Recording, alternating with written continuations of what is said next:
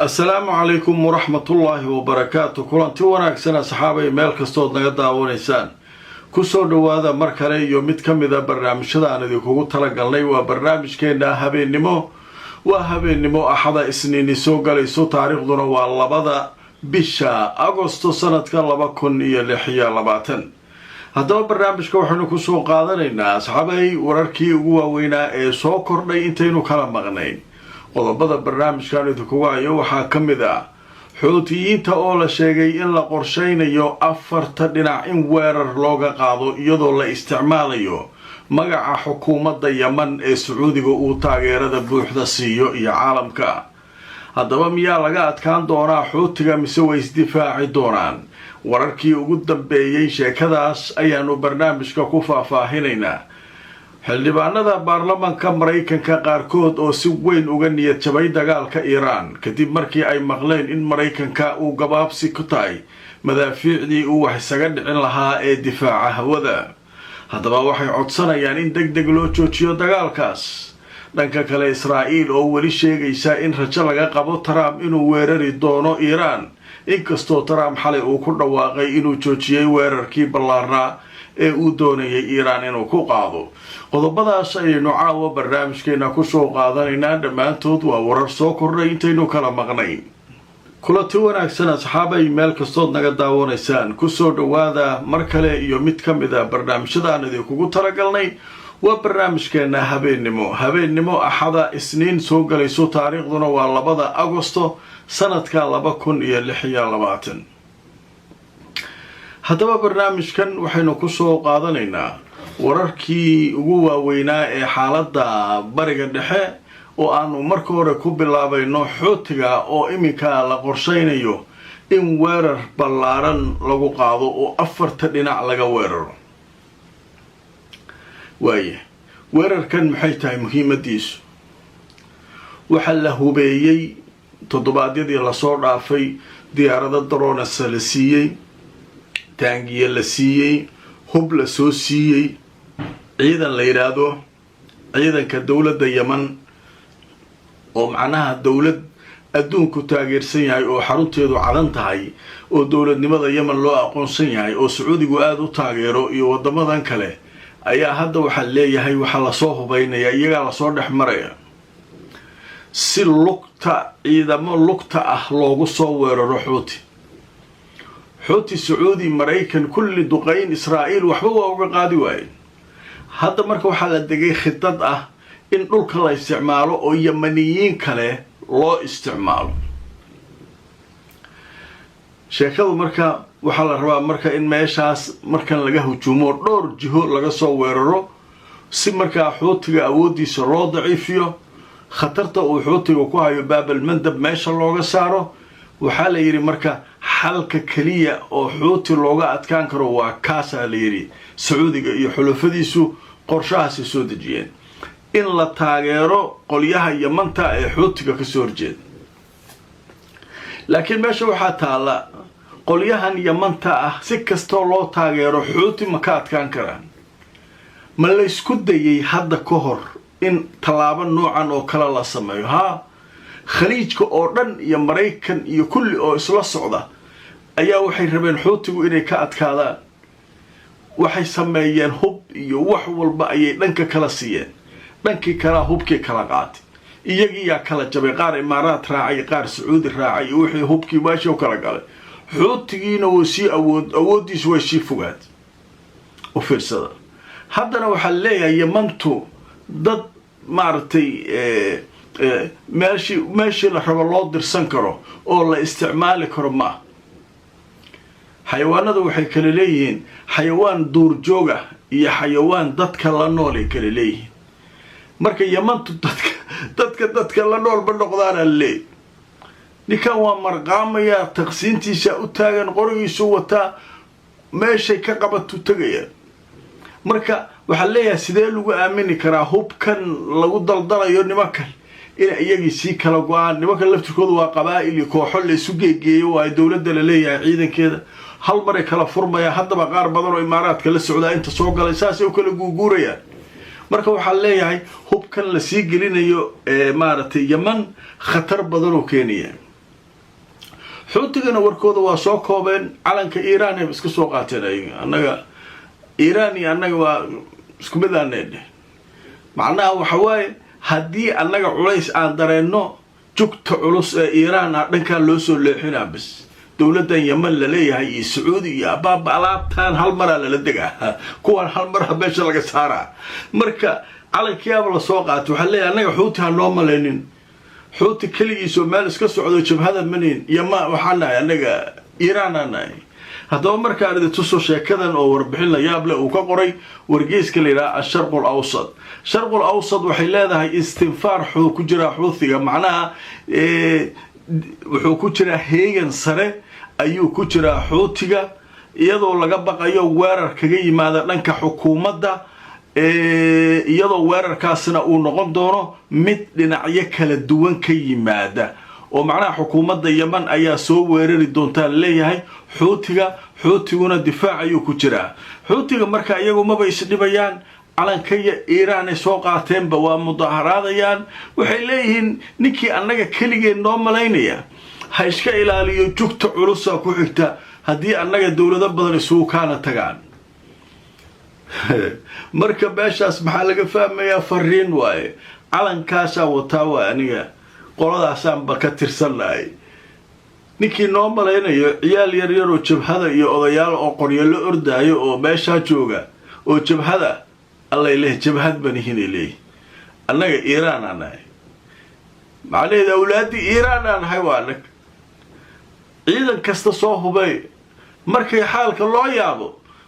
waa wacanaynaa bas waxa ka socda bariga dhexena waa ognahay marka xaalkaasu halkaasuu baraa bal adinkuna fakar iyo aragti waxaa qabtaan loo soo qora xuutigu ma laga adkaan karaa sida hadda xaalku yahay weerarkan la qorsheeyey iyo taatikada loo isticmaalayo mise lagama adkaan karo qof walba dee fakarkiisa iyo aragtidiisa ha soo qoro isagana aan aragno qodobka halkaasaan kaga gudbaynaa qodobka labaad ee barnaamij waxaanu kusoo qaadanaynaa qaar ka mid a xildhibaanada maraykanka ayaa aad waxay uga caraysan yihiin wararka ay ka maqlayaan dagaalka iiraan waxaan ka yaabanahay leeyihiin maraykankii dhammaa oo la leeyahay gantaalihiisii difaaca cirka way dhammaanayaan waaba eber oo haddii chinesna soo weeraro maanta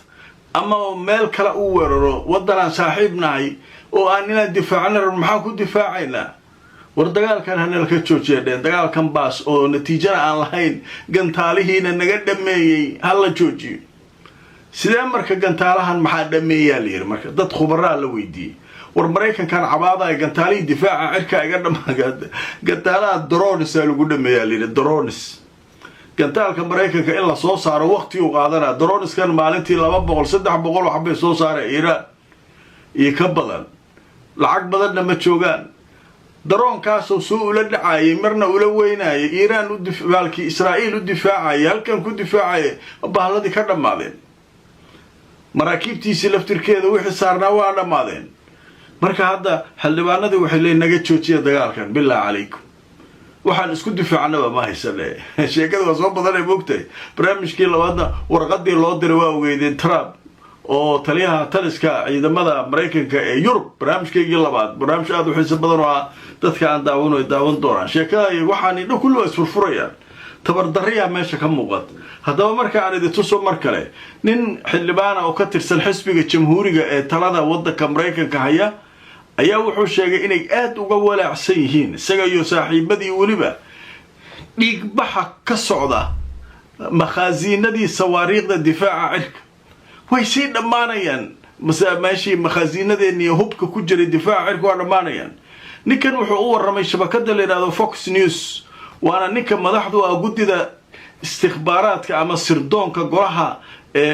shacabka ee maraykanka ah waxaa la yidhahdaa xildhibaan jamhuuri ah Ray Crawford aa la yidhahdaa wuxuu leeyahay waxa kan waa istinzaaf waa dhiig bixida nagu socota dhiiggeeniyaa daadanaya macnaha waa dhammaadeen sawaariikhdii difaaca ee hawada way dhammaadeen marka wuxuu codsanayaa in deg deg loo joojiyo howlgalladan ka dhankaa iiraan war waxaan naga joojiya u leeyahay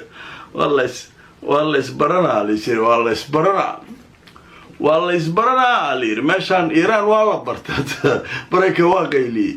وعيد استنزاف أنا قصة استنزافكم معني سوى ديك بحوة ديك قف كدو ديك بحيو ديك الصعود تبرني مركز دمور عيا مركز وحيد الدجال كان وحنا قصة مي مخازين ذي إني هوب كنا وحكنا ديك بح معناه هو سيس عبال وإبر روح أنا نلك تشوفون الدجال ما وحن دجال كان هلا تشوفيو تاجي قلب كان مركز هالكاس يسوونه كي جود بينا qodobka kale marka Israa'iil wali waxay rajo ka qabtaa Trump inuu weerar weyn ku qaadi doono Iran dagaalka Iran Trump uu iska dhaafo waa dhibaya Iran wali oo xoog leh meesha taagana dhibayso waxay rabtaa inay qoorta isku galaan isbaabiyaan Mareykan iyo Iran marka waxay ka xumaadeen xalay go'aankii Trump uu hadana qaad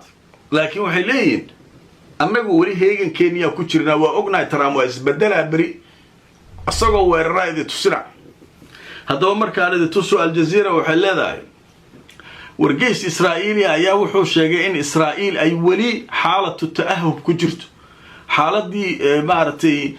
diyaar garowga ay ku jirto oo xaalad degdeg ah ay ku jirto oo markaa isdifaacid ah xaaladeeda markaa isdifaacidaas ay ku jirtaa iyo waliba xaaladaas oo weerarna hadii loo baahdo ay qaadi karto marka wuxuu leeyahay موقفك إيران أريتاس أيانا مركا أريكاسا نيكا هلا مركا وحليا ونن وزير أو كترسن قولها وزارة كوبان إسرائيل نيكاسو لرادو زائف الكين أيا لرادا مركا ولي مركا رجان قبناي لي رجو إن إيران نكتلقى ساري دورو لقراعي دورو وايه قضبك وقضبا برنامج كينا عاوة وحنو كسو قادنينا فلسطين reer Gaza mar kale ayaa maanta la xasuuqay Israa'iil heshiisa la gaaray maalin hore qababac iyo Hamas hub dhiibaysa iyo kan iyo waxa soo lama lahayn anigu waa idin sheegay waxa yiri meeshan nimankan inay qaataan ka go'an wax heshiis leeyahay dhan ma socdaan waxaan kala dhan waa iska ruwaayad nimankan waa imaanayaan dadkii laynayaan waa iska baxayaan maanta waxay dheen laba hogaamiyaan dilnay oo aan meel gaadma ku helna hogaamiyaasha kaliya ma ku ekaatay maya caruur yar yar hatta cunug caloosha ku jira leeyahay janiin oo caloosha hooyadii ku jiro dhowr bilooda ayay dileen marka wax la adkayso karama meesha waxa ka socda haddaba marka aan idin tuso wararkii ugu dambeeyay wargeyska Raayul Yawm wuxuu leeyahay 14 Falastiiniyiin ayaa shahiiday maanta oo ay ku jiraan laba caruura weerar marka la sheegay Israa'iil inay ku qaatay Gaza Israa'iil waxay sheeganaysaa inay weerar gaadma ku dileen laba hogaamiye oo ka tirsan Hamas harakada waxay sheegtay in marka weerarkan Netanyahu uu ugu talagalay in ay ku fashiliyaan wax kasta oo xabad joojin iyo heshiis laga damacsanaa ayaa lagu eedeeyay haddaba marka waxaa la sheegayaa weerarkan inuu xadgudub ku yahay heshiisyadii hore loo gaaray ee dhanka xabad joojinta waxaana sidoo kale uu caqabad ku noqonayaa dadaalada la doonayo in nabad looga dhaliyo Gaza oo ay wadaan Trump iyo golaha la yiraahdo golaha nabadda waxaana la sheegay weerarkii maanta in ay ku dhinteen caruur yar yar oo laba ah iyo cunug la sheegay inuu caloosha hooyadii ku jiray oo